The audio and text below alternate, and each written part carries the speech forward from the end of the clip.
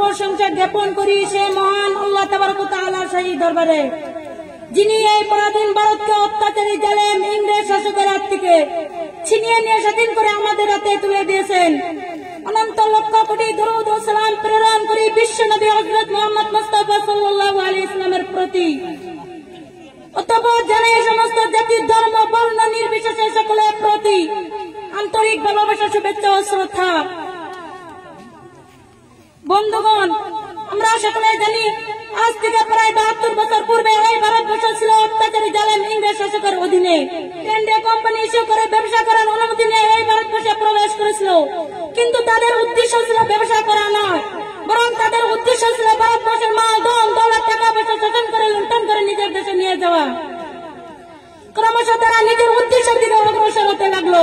বুজুর্গণ একরাম, কেমন ভাবে তখন 1601 খ্রিস্টাব্দে ইংরেজ সম্রাট ব্যবসা করার অনুমতি নিয়ে এই ভারতবর্ষে এসেছিল। সেই সময় ভারতবর্ষের বাদশা ছিল সম্রাট জাহাঙ্গীর।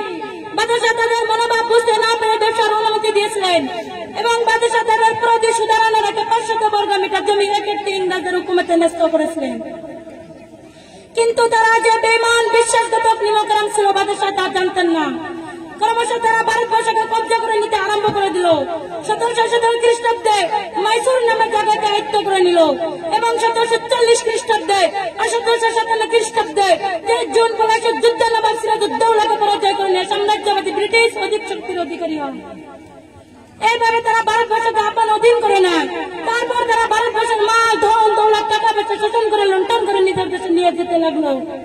ধন দৌলতকে শোষণ করে তারা ক্ষান্ত হয়নি, বরং তারা ভারতবর্ষের মানুষের প্রতি নির্যাতন, অন্যায়, অবিচার, অত্যাচার করা শুরু করেছিল।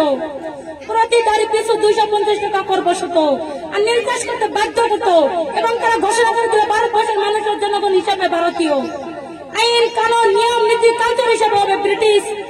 এই ভারতবর্ষের মানুষদের ধর্ম স্বাধীনতা দেওয়া হবে না।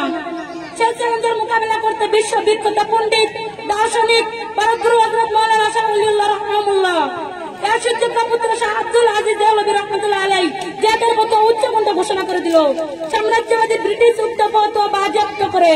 তখন শাহ আব্দুল আজিজ দেওলভী রাহমাতুল্লাহ আলাইহি প্রকাশ্যে ঘোষণা করলেন, আমরা স্বাধীন হলাম, স্বাধীনতার বিরুদ্ধে স্বাধীনতার উদ্দেশ্যে আমাদের জিহাদ করা নৈতিক এবং ধর্ম নৈতিক কর্তব্য।